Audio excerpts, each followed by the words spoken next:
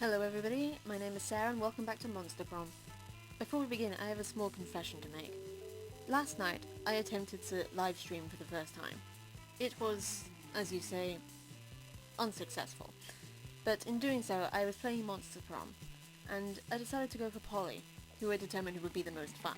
And she certainly was. The downside to it being and I was about to say an unsuccess, but that's not a word. To it not being a success, let's go with that, is that the archived video failed to render properly. Which is a real shame, because you won't believe me, but I managed to not get a single question wrong. I even unlocked a secret ending, and I did get to go to prom with Polly. It was magical, to say the least. So this time, I'm going to attempt to recreate that magic. I will almost certainly fail, but what's new there? Okay. I have done this question before. The bear should still be our president. So bold. You build a 100-foot statue commemorating an event so that in 1,000 years archaeologists can learn something about the people of our time. What does the statue represent? That mind-blowing twist in your favourite TV show that clearly changed the life of everyone forever, unlike all that boring stuff they show on the news. That sounds about right. Your least favourite political figure being devoured by rabid rhinoceri, which are also covered in badass tattoos. I'm not really involved much in politics, so I might leave that one. That glorious instant when your friend stopped you from texting embarrassing stuff to your ex while hella drunk. This hasn't happened, but I imagine it would do if I was in the same situation. So fun. Looking good so far. Funness and boldness are Polly's two key things. What would be a deal breaker for a potential lover? The person is boring. That's what I did last time. All the love from Polly. All the love for Polly. Right, last time I just went down the list, so I'm going to do that again now. To the auditorium! I will skip this. Ooh, not that. Oops. Wrong button. Enter. Many enters. +2 creativity. Later, you're minding your own business when you see Polly floating down the hallway texting, just as you're about to approach her. There you are, Polly. I've been following a scent. The scent of betrayal. What are you talking about, buddy? I haven't been pulling any pranks at all lately. Some very unfunny person messed with my sports gear. They put my left sock in my right shoe, and my right sock in my left shoe. Polly, I know we're best bros, and you would never do a prank to me, but I think you did this prank to me. I smelled you. No, you didn't, because ghosts don't have a scent. Maybe not to a normal person, but a werewolf can smell anything, and ghosts smell like algebra and global warming. Interesting. Right. Well, if ghosts don't smell, then what am I smelling? Of course ghosts smell like cocaine-spiked rose wine and Victoria's seance lingerie. It sure is a mystery. Hop in my van and we'll solve it, Scott. That's obviously a Scott answer. But I've already taken the wonderful Scott to prom, and I'm going for Polly. What? Cocaine spiked... Oh shit, I fucked up. That's not fair. Dude, do you know how much product it takes to get fucked up when you don't have a body? A lot. And substances for the unsubstantiated don't come cheap. I would never, ever waste time and money by putting cocaine in wine. If I made reckless choices like that, I wouldn't have the cash flow to even float into Victoria's seance, much less buy anything. So I'm sure that wasn't what Scott smelled. It wasn't, but it smelled with the worst odor of all, the betrayal of a friend. Oops. Scott shoots a heartbroken look at Polly, and at you, and sulks off. Polly runs after him. Wait, Scott, I'm sure whoever played that prank on you was just trying to be funny. But I still get the like thing. I suppose that just means I get more scenarios with Polly. Better brush up on your undead substance abuse knowledge. What's that in the air? Why, it's the sour smell of failure. You lose -2 smarts and -1 charm. That's a shame. Oh well, moving on. I'll aspire to be better in future. To the Polly table. You approach Scott and Polly's table to find them crouched behind a pile of jelly desserts plotting. Thank bros if you're here, bro. Come on, join our huddle. Maybe you're curious about a huge pile of jelly jam gelatinous dessert cups. Well, no wonder no more. We're going for the jelly prize. Yeah, we're gonna win it. If we collect the foil cover of 100 jelly desserts, we'll be the lucky winners of one free jelly dessert. Ah! But right now we're stuck. We've only got 99. That means we need one more, Scott. We need one more. We need one more! You'd give them your jelly dessert, but you've already threw it at a bird person you hate. Guess you've got to make a choice. Steal the final jelly dessert from the jelly dessert factory. Make like a puppy dog and beg. All things are sweeter when achieved through pity. I think no. Yes, but isn't stealing wrong? I would say I've already done this scenario before, but I noticed that when I get repeat scenarios, sometimes the answers have different results. I'm glad this one came up trumps because it did last time too. No, Scott, that's a myth, like hangovers in the afterlife. But if the afterlife isn't real, why are you a ghost? There's no time for metaphysics, Scott. You got a heist to plan. No, Coach says stealing is wrong, unless you were stealing a ball, or a base, or victory from the jaws of defeat. Actually, it seems like sports is mostly about stealing. Well, that settles it. It's time for stealing. One fake bus, one real woolly mammoth, and a brutal running gun battle. You finally secure one illicit jelly cup, which you turn in, along with your 99 other jelly cups, for one free jelly cup. Scott is too upset by all the violence, so you split your free jelly cup with Polly. Worth it! To the classroom! That day you listen to your elders and learn valuable lessons. I'm not sure I have done it loads of times. So creative! You throw the smoke bomb you save for these situations. You swiftly hide, leaving behind an exact replica of yourself made out of macaroni and Play-Doh. Whoa, Sarah, I don't know if it's just me, or all this smoke I'm inhaling, but you suddenly seem more attractive. You look just like someone who knows how to enjoy a good reverse Romanian Wilkinson. Perfect, your plan is working just as intended. To the library! Bitcoins. Algorithm, cryptocurrency, nobody has any fucking idea. Let's do bitcoins. Let's do money. Moving on. Later, you see that Polly is even more excited than usual, and you decide to see what's going on. You know, I've been doing a lot of soul searching recently, get it?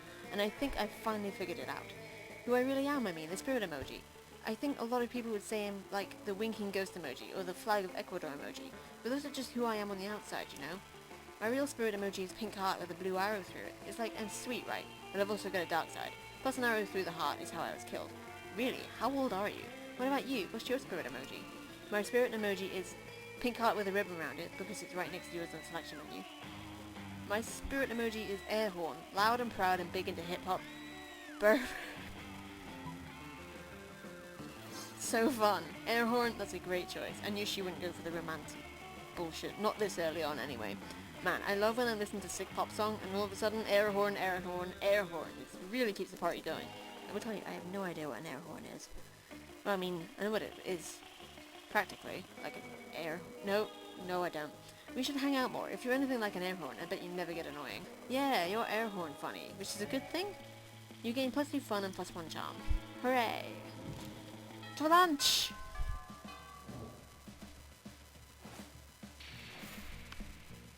Right, I just had my mouse over it. You arrive at Polly and Vera's table to find them eating. Wait, both of them?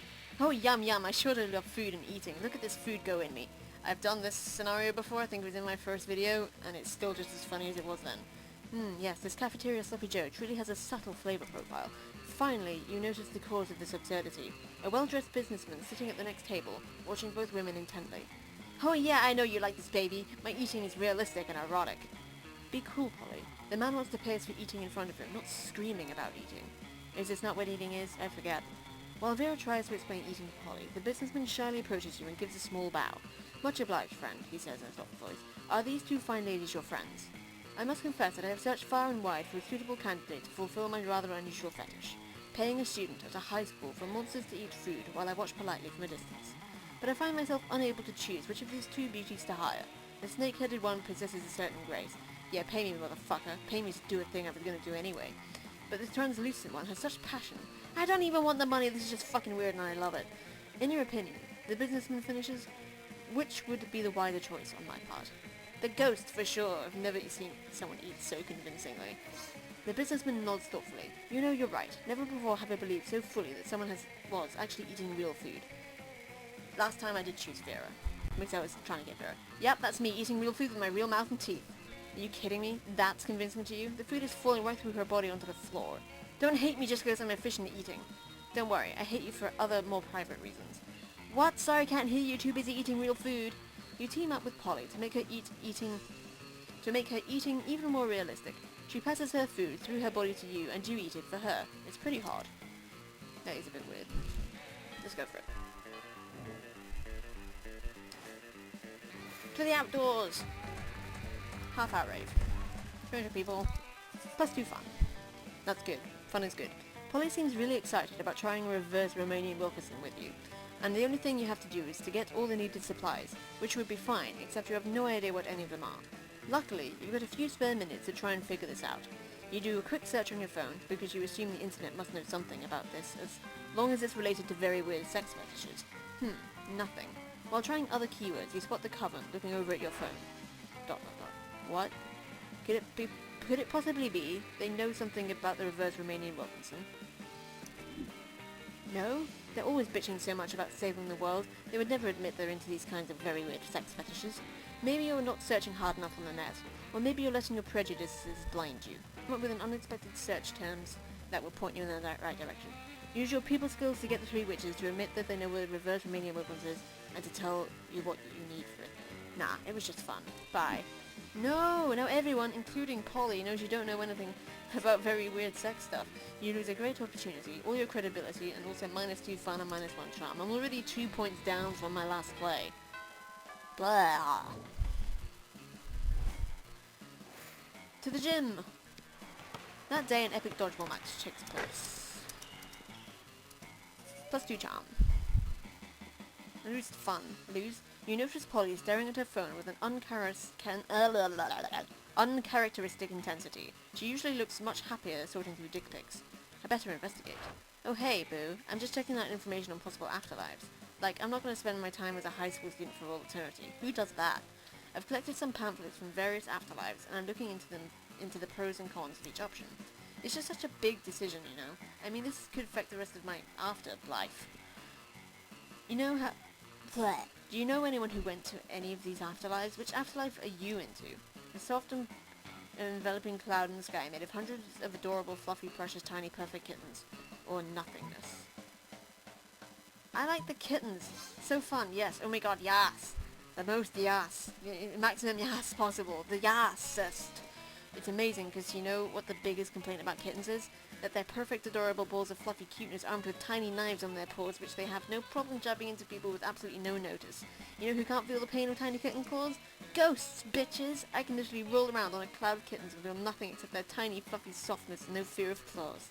I'm definitely going to work on my essay for Cloud Kitten World. Maybe something along the lines of, why I deserve to snuggle cats because of that one time I pity fucked a werepanther. Maybe I can get you to write my letter of recommendation, Sarah. They spelled recommendation wrong. There's only one C and 2 M's. I'm being a nitpicker. Fingers and tiny furry paws. Trust that I get in and hope to see you there one day. I hope to see you there too. Did Polly just say she hopes that you die? Oh, I didn't think of that. Well, if it's to reunite with her, I guess that's probably fine. Aren't you just dying to take her to Monster Prom? Kinda.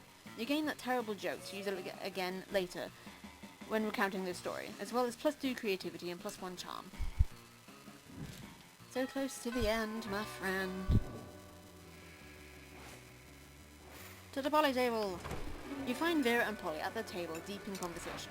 Alright, business idea. People pay a monthly subscription to prevent me from drugging their food. Business idea. People pay me monthly subscription to put drugs in their food. Business idea. Price out the cafeteria's current food supplier by selling plastic food. Business idea. Nipples. Just... nipples? Yeah. Okay. Wait. Business idea. Use clever marketing and food science to create the perfect new diet craze and sell it for an insane profit. That's actually a really good idea. Better than nipples? Yes. We just need to figure out what our new diet product will be. Tapeworms, they're gluten-free, dairy-free, 100% organic, and you can get them for free from sick cows. Meth! Oh yeah. You know, I was just complaining the other day that I made way more meth than I could ever do myself. The profit margin will be incredible. The problem is the name. Meth has a really terrible reputation. You need to rebrand. You mean come up with a new name? Like Skinny Fun Powder, or probably not meth? Yes, except not either of those. Oh, I know. I've got the perfect name. Don't say Nipples. Kill me. But it turns out Nipples is the perfect name for a drug you want to sell to high school students. Polly makes a killing and drug dealing turns out to be a very romantic bonding experience for the two of you. The last entrance, which is the bathrooms. Sorry if I'm shouting. I'm excited. That day you skip class and hang out. Bathrooms. Well, burn. Skipping class. +2 boldness. Hooray. Oh my god, did you hear? They finally invented a tattoo gun that works on ghosts. I'm totally gonna get one as soon as school lets out. Oh shit, we should definitely get matching tattoos. You wanna? Of course you do. What's you, responsible? The important question is, what kind of tattoo do you want to get? Okay, they did something similar with Damien, and I picked the tattoo he already had and he called me a stalker. So let's try and pick the one that isn't quite so obvious. The entire text of the Necronomicon, you be the first half and I'll be the second half. Knuckle tats, you get party par and I'll get tea party. But put knuckles together and you know what that spells? Party party. I really want that one. So fun! Sex! You look blankly at Polly. What? That's what it spells, right? I mean, I could be wrong. Whenever I see a group of letters, I always assume it spells sex or LSD. And a knuckle tattoo is obviously longer than 3 letters. So sex it is! You start to explain that sex is the same length as LSD, but Polly presses a finger to your lips. Shh, my little dumplet. If you play your cards right, I'll show you just how long sex can really be. She does show you. It turns out it can be as long as you want if you just keep adding X to the end. You gain +2 fun and +1 creativity. I fucking love this ghost lady. Monster Prom, she turns me down, I'm gonna fucking cry. I hope you realise that. Not after last night. It was... Please? I won't get the secret ending again. Fuck up my courage. Prom night? Yes! Yes! You seem like the kind of person that would have us both ending the night in the hospital. And that's the kind of unnecessary danger I like in my afterlife. Let's go. It's time to make some wild and poor life choices. You ate some good old ayahuasca cupcakes to make sure that the date would be as crazy as possible. She looks fantastic. I look adorable. And you spend all night dancing at prom. Or that was what you thought you did. In reality, you were in the middle of the desert, dancing with 3 withered hobos, a guy in a stuffed animal costume, and the incarnation of an ancient god. Sounds like a party to me. Still, best night ever. Awesome. No secret ending, and I'm really sad I didn't get that other one on film. You're most likely to survive for a year drinking only her own pee. Best at phasing out. Why do I always get the weird ones? Anyway, that was awesome. Let's get to the prologue. I love my girl. Liam, get the fuck out. You really don't want you in our sandwich. Those 3 weeks were maybe the most epic and absurd weeks of our lives. Maybe Monster Prom. Well, I can't read. After Monster Prom, we kept on leaving? I really can't read. Living our lives, falling in love, battling for friendship, and learning who we were and who we could be. And you know what? As it always does, life happened, and it was wonderful. Polly took a summer job as the ghost of Christmas present. She spent most of the time partying, since there was almost no work, because, you know, it was summer. Vera really built the Oberlin Empire into endless greatness. They own a shameless number of companies. It's known that they're also into lots of sketchy businesses. But no one does anything about it. I mean, who in the hell would try to stop Vera Oberlin? Damien loved fire to the very end. Unfortunately, that wasn't a super legal affair, and he ended up in prison for arson. Fortunately, prison was flammable. During those 3 weeks, Monster Prom seemed bigger than life, and then it was gone, just like that. The battle for Monster Prom might have ended then, but there were lots of battles left in that war called youth, not life. But once again, we were young and unafraid, and we were ready to start. Well, thank you everybody for joining me. This has been Monster Prom, and if you like the video, please do press the like button, and if it's your first time here, please do subscribe. Everything is appreciated. And I will see you in the next one. Bye bye!